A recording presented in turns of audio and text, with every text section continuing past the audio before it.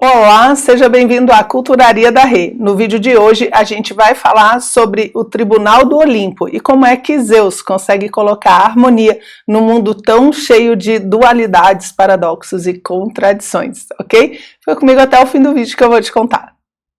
Faça esse vídeo chegar a mais pessoas no YouTube. Deixe seu joinha, se inscreva no canal e ative o sininho. Toda semana tem vídeo novo por aqui. Agora, vamos para o nosso conteúdo. Vamos continuar aqui então com a nossa mitologia comentada no livro do Vernant, e a gente está falando de um tópico que está na página 50, que se chama No Tribunal do Olimpo. E aqui é muito interessante porque o Vernant começa mostrando como que Zeus está tentando colocar ordem realmente no caos, né? Em que sentido? De que esse mundo que ele está tentando ordenar, ele não é um mundo perfeito, ele não é um mundo calmo, ele não é um mundo idealizado, ele é um mundo repleto de paradoxos, de contradições, de bem e mal.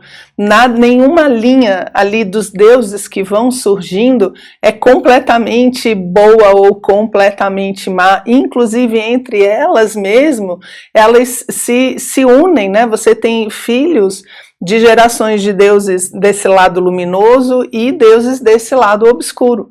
Então, ele diz que quando Cronos abre esse tempo, né, onde as coisas vão acontecer, depois que ele castra o pai, o mundo já começa com algum problema, porque Urano amaldiçoa as gerações de Cronos, justamente pelo que ele fez.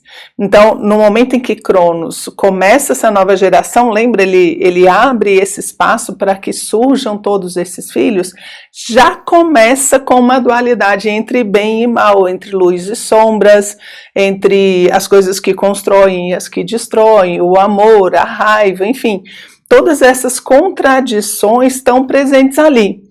E Zeus precisa botar ordem nisso. E como é que ele faz? A gente já viu que ele lutou contra os titãs, colocou os titãs lá no Tártaro, depois ele lutou contra Tífon, né? Tífon vai voltar aí no nosso próximo vídeo. Aí depois ele lutou contra os gigantes, e no final o que ele fez? Ele não matou ninguém. Ele não conseguiu acabar com essas forças, ele simplesmente afastou essas forças e fez com que elas não interferissem tanto. Essa que é a estratégia dele. Então a discórdia, a raiva, a guerra, ela não existe entre os deuses, porque lá o Olimpo retirou essas forças, e elas foram cair onde? Justamente no mundo dos humanos, né? Dos humanos é que tem essa bagunça toda. Mas ela deixou de existir? Não deixou. Ela continua existindo, então é sempre um perigo que paira, né? Aí depois os titãs que são vencidos, eles morrem? Não morrem, mas eles ficam onde? No Tártaro, eles ficam lá afastados e controlados, digamos assim, né? Uma força controlada. Isso é bem interessante porque, gente, perceba, você não consegue acabar com uma força da natureza. Quando a gente fala desse lado sombrio, a gente não está falando numa visão de que o mal tem que morrer. Ele é mais uma visão de conto de fada, assim, onde aquela energia negativa ela tem que ser redirecionada, ou então parada, né? Tem que tirar o poder daquela força, mas não tem como você acabar com ela, porque você não acaba com leis da natureza. É como eu falar assim, vamos acabar com as tempestades. Não acabar por quê? Porque a tempestade é feia, eu não gosto dela, ela fica destruindo as coisas, tira a tempestade do mundo. Não dá, não existe, não tem como, a gente não tem como só ter a garoinha, aquela chuva que a gente gosta, a temperatura que a gente quer. O que vai acontecer? O que tem que acontecer? E muitas dessas coisas são forças destruidoras da natureza, que são representadas muitas vezes por esse lado sombrio. Não tem como você falar que você é só consciente, né? Você é consciente e inconsciente. Então você fala, a gente é capaz de amores maravilhosos e a gente é capaz de sentir raiva e emoções, paixões assim altamente destrutivas. E quem é isso? É a gente, né? O ser humano tem essa dualidade. E esse é o mundo que Zeus está tentando organizar. Então vocês veem que o trabalho é muito difícil.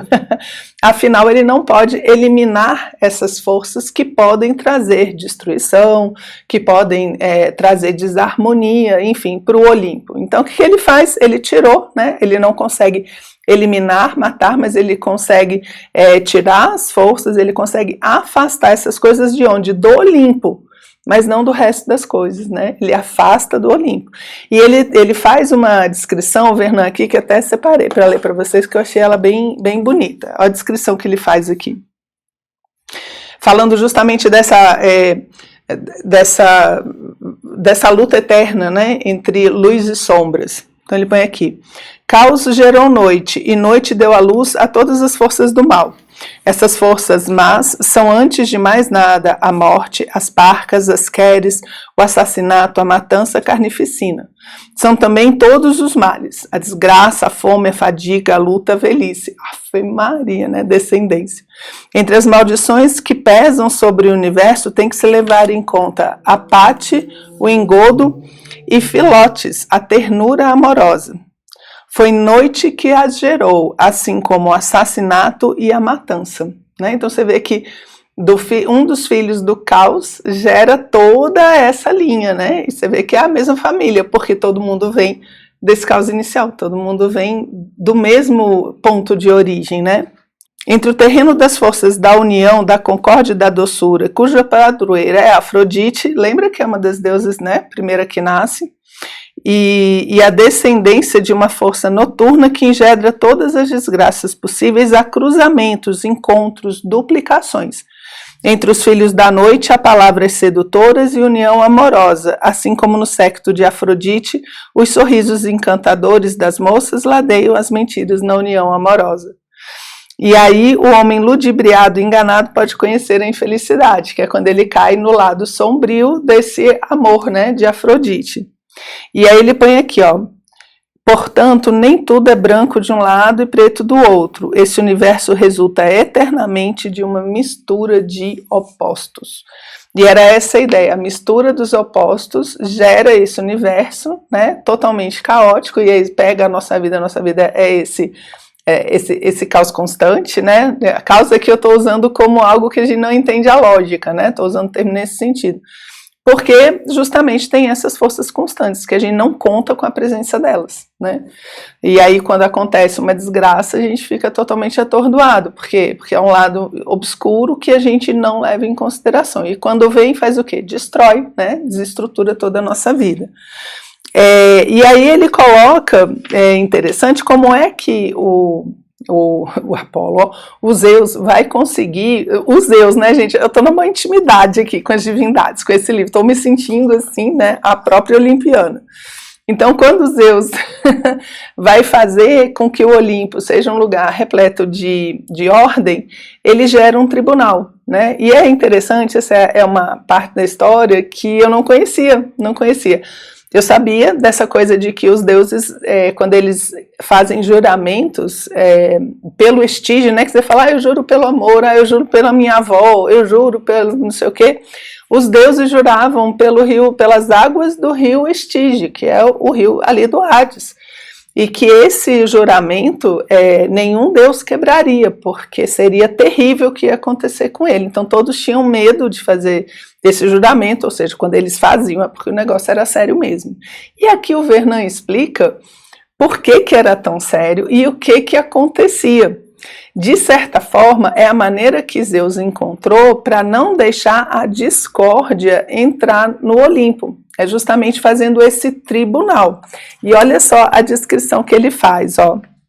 Então, olha o que ele faz quando pode ser que aconteça um problema no Olimpo. Ó. Se entre os deuses surge uma disputa que possa degenerar, ei-los logo convidados para um farto festim. Estige também é convocada e chega com um jarro de ouro contendo a água do rio dos infernos. Então, assim, vocês dois estão aí de briguinha, né? Estão aí de bate-papo, tal, vem cá, né? Vamos fazer um festão aqui para vocês que vocês vão. É quase uma cariação, né? Que ele vai fazer aqui, né? Vão ficar frente a frente, a gente vai resolver esse problema. E é engraçado que começa com uma festa, né? Eu começaria com um negócio um pouco mais tenso, né? Mas eles começam com um festim. Então, as duas potências divinas que entraram em conflito pegam esse jarro, jogam a água na terra, fazem uma libação, bebendo-na também, e fazem um juramento de que não são responsáveis pela disputa, cuja causa, aliás, é justa. E, naturalmente, uma das duas está mentindo. Então, se você tem uma desarmonia, né, um dos lados está tirando a balança do centro. Se os dois dizem, ah não, eu sou inocente, um dos dois está mentindo. E esse que está mentindo, então, como ele bebeu dessa água, o que vai acontecer com ele? Ele vai perder todas as suas energias, ele vai, o Vernon coloca, né, vai perder todas as características divinas, ele vai se tornar quase em coma, ele fica totalmente inerte. E quando ele, e por que isso acontece? Porque o rio Styx tem essa capacidade de saber quem está mentindo ou não. Então veja, os deuses não podem, se os deuses fazem isso, né, eles perdem a sua potência, eles entram em coma, e diz que quando eles voltam, eles ainda passam anos e anos, né, até poder voltar a ter o poder e influenciar no Olimpo, aparecer nas assembleias, fazer as coisas. Então o que o Zeus fez? O que Zeus fez? Ele fez com que a força que está trazendo, né, o Deus ali representando essa força que está trazendo a discórdia, perca o seu poder para que você tenha depois uma reestruturação e ele volte nesse novo Olimpo reestruturado e volte de uma outra forma. E por que ele faz isso? Porque ele não tem como matar um Deus, né, que os deuses não morrem, são forças imortais. Então ele não tem como matar e ele não tem como tirar, como jogar para os outros. Por quê? Porque é um deus olimpiano, né? Então ele não pode jogar para o Tártaro, simplesmente. Só que ele faz todo esse tribunal, digamos assim, né, que é justamente o nome do tópico, para fazer com que essa desarmonia não se instaure dentro do Olimpo. E aí o Vernon fecha assim, ó. Em resumo, nesse mundo divino, múltiplo, diverso, Zeus previu os perigos de um conflito. Vigilante, ele instituiu não só uma ordem política, mas também uma ordem quase jurídica, para que assim que surgir uma disputa, não haja o risco de abalar os pilares do mundo. As divindades faltosas são expulsas do Olimpo até que tenham purgado suas penas. Expulsas nesse sentido de perderem, né, toda a sua força, toda a sua capacidade de atuar no mundo, ok? Então esse é o tribunal, é justamente esse tribunal onde os deuses juram perante a água do rio Styx, ok? Então esse é o nosso vídeo de hoje, eu espero que vocês tenham gostado e a gente se vê no próximo vídeo. Um abraço!